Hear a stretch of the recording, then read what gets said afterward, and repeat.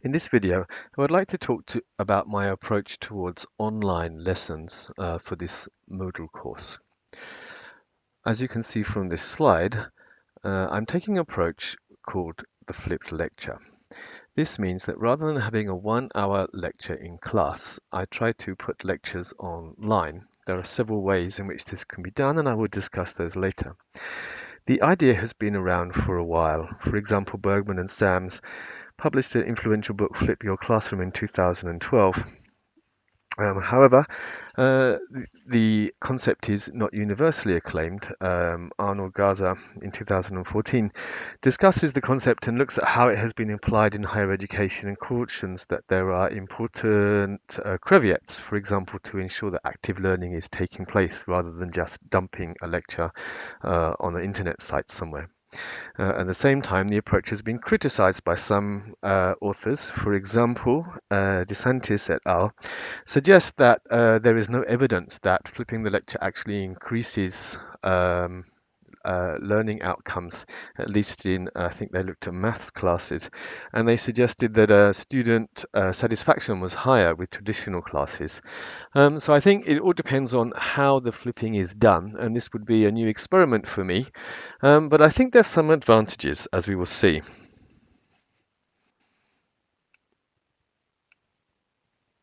First, flipping the lecture aims to move from a readings and in-class lecture-based approach towards an increasingly interactive online lesson format that enables students to learn lecture materials before the class, and this frees up more time for interaction with students in class.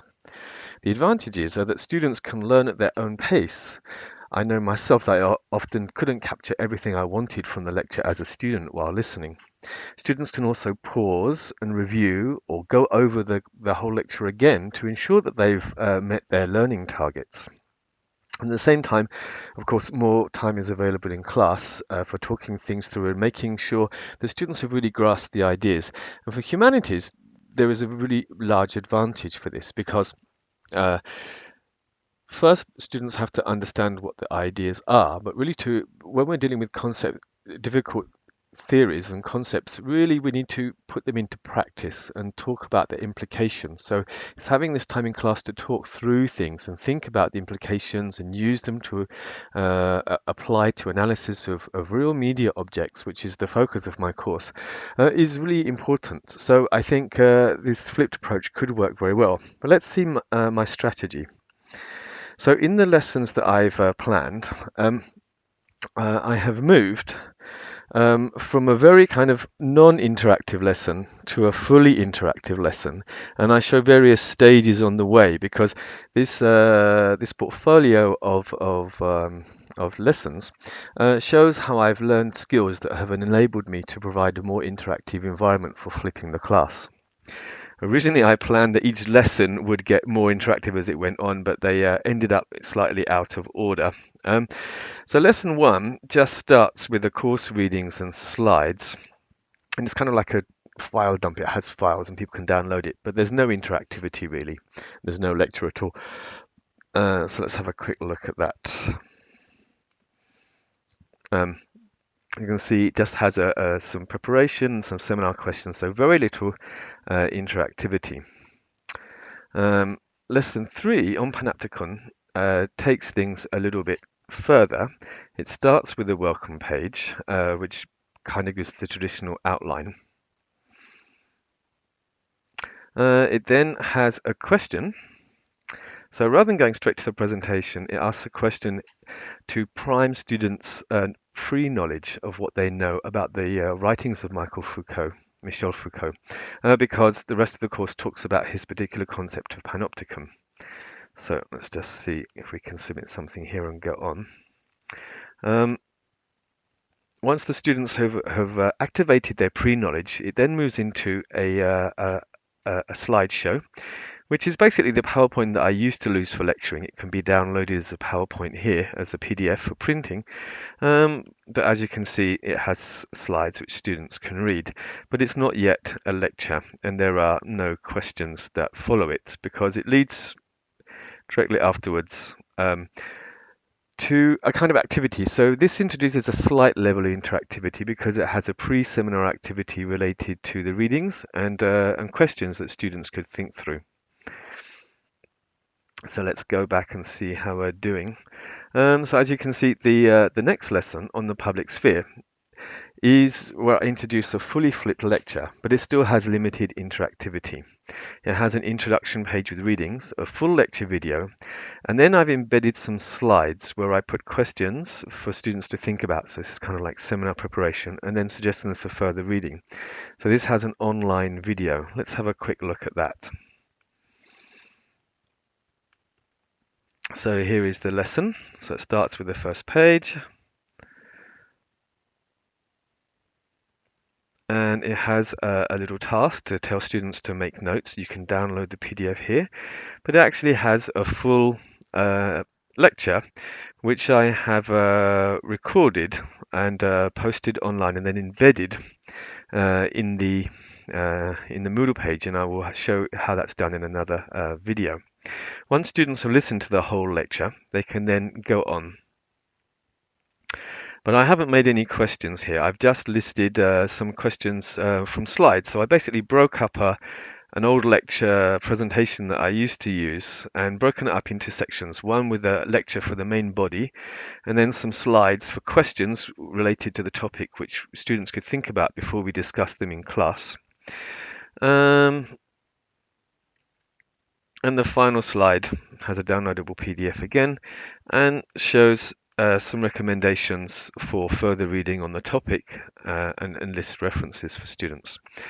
So the fourth lesson, which is actually the fourth lesson,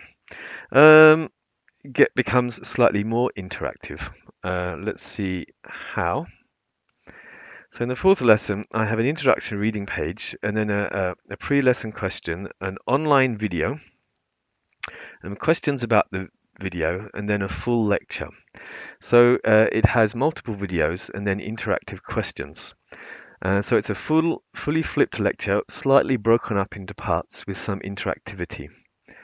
And I've used a third-party video to get students thinking. But what I want to do here is, okay, let's have a quick look at how it works. So there's a video. This is the third-party video here. It's just a 2-minute video, and it lists the main points about Foucault's concept of heterotopia. And this leads into a set of questions which students can answer. And these aid recall. For example, here I've listed the question is, which are not one of the 6 principles of heterotopia that was mentioned in the video. So I've listed 7 things. One of those is not listed, and the students have to check which one. So this aids recall by making them think what were the things that were listed, and hopefully they can refer to their notes. So there's some active learning going on here. Okay, so I think that's the right answer. So it's surprising how useful the multiple choice questions can be, not perhaps in assessing what is learnt in humanities courses at a graduate level, but for priming ideas and motivating recall of concepts that can then be discussed further in the seminar. For example, here I asked, why is the presenter folding a small paper model of a boat? Well, this is because the boat is a perfect example of a heterotopia. So this again makes students rethink of what a heterotopia is in order to answer this question. And I like the way that we have instant feedback here. It says, well, I can put what kind of feedback I want, or I can use the automatic feedback that comes with the system. But I can also say, after they've answered the question, for example, yes, well done, but then I can ask further questions to prompt further thinking. So I ask here, how about a car or train and an elevator? Does it work like a boat in the same way? So the next question asks again, which is not an example. And so actually all of these are examples, but only one of them was not mentioned in the video. So it's a slightly tricky, but it gives me uh, a way to ask useful questions and carry on. So while we finish that, we now go on to a reading for the students to download, and they're instructed to read before going on to the next lecture. And here I have a lecture which I will talk about in another video. It's a bit of a fail because the video capture method that I used did not manage to embed successfully, although there is a link here for students to download the lecture and listen to it at home. This needs to be improved. And then this moves on to pre-seminar readings. Um, and the pre-seminar readings are downloadable, and they help students think through the ideas that we've been discussing further. And then that completes the lesson. So let's flip back to to our plan and then look at the final lesson, which is fully interactive. It's multi-sectional slideshow and it has interactive questions. So as you can see, there's an intro page and there are 3 slideshows, and after each slideshow there are questions, although I think in an ideal world I would change these slideshows into videos. And then this goes into further readings, and then I end with a reflection task. So really a lot's going on of interactive learning in this lesson. So let's see how this works. Well, actually, I think I've explained how it works quite well. We start with the lesson plan, the introduction page, and then there are all these sections that students could jump to.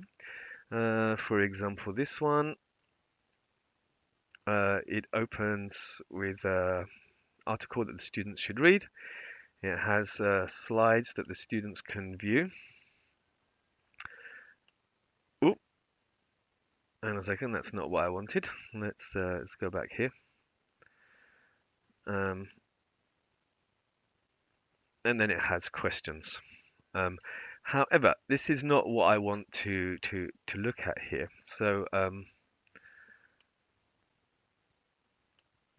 going back to the lesson, we can see that it has all of these sections. But what I want to show you is how we actually achieve this by setting up the lesson on Moodle. So I won't show you how you set up a lesson itself. But once the lesson is set up and saved, then you have to edit it and add pages, which can be quite a complicated process. And the important point is that the important point is the linking. So let's go in here. Here we have the first page. So let's have a look, and you can see that this is the content. It's a content page, and then when it says content here, it's very confusing. What it actually means is where it will link to next. So as you remember, this page had a number of boxes at the bottom which allowed students to navigate through the course. But most slides don't have that. Most of the sections just have have a next button which then moves to a particular content. So let's have a look at this one. Let's go into edit this. So you can see that I've put in the content in this window here. But this is where, and here you can choose to put buttons on the bottom and to display a menu on the side. Here you can say what's going to show on the button, and here you can choose what the button will link to. Now the thing is, these will automatically show up only when you have made them. These are other pages inside the lesson. So really what you have to do is start with the last page, because if you start with the first page, then you have nothing to link to, and you have to go back in afterwards and change all the links, which can be really quite time consuming. So what I did with this lesson is I planned it all beforehand, and I started with the last page, which is the pre-seminar reading task, and this links to the end of the lesson, or I gave them a link to go back and start again. So this is the last page. Now, the page that comes immediately before that will link to the last page. So there was a little essay which answers the questions to this page, and you can see that this essay, when they've completed it, they will jump automatically to the last page. And then I went in and added this this page, and then with context. When they finish this content page, then they will it will jump immediately to the reflection question, which is here. So how do we do that? So we've got, for example, this page, and we want to put a page immediately before it, so we can put in add a content page, which gives content like this. Or we could say add a question page, where we get to choose different kinds of questions. And we can choose multiple choice, matching, essay, numerical, short answer, true or false. I found multiple choice were the easiest to work with. True or false is a bit limiting for humanities. Short answer is limiting because people have to put exactly the right text string that you write. Even if they put the same words in a slightly different order, it doesn't really get it. So I found these not as useful as they should be. And essays are also useful, but the trouble with essays is that they can't be automatically marked. You could put in a short essay of just 200 words or something, and where students can just write down their thoughts, but then you have to go in and mark them yourself. So the best choice is really multiple choice. So we put this in here. We can add a name for the question. So question 3, and write the question here. And then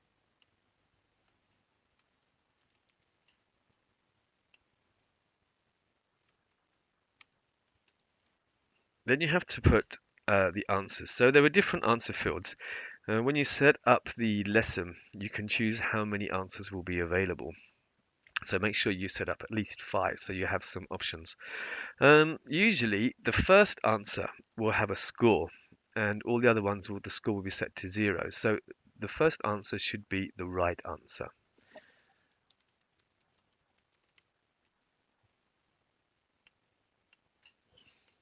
So you can type in what you want to have displayed, and then you can choose where it will go afterwards if the question is right. Don't leave it to next page, actually choose. Um,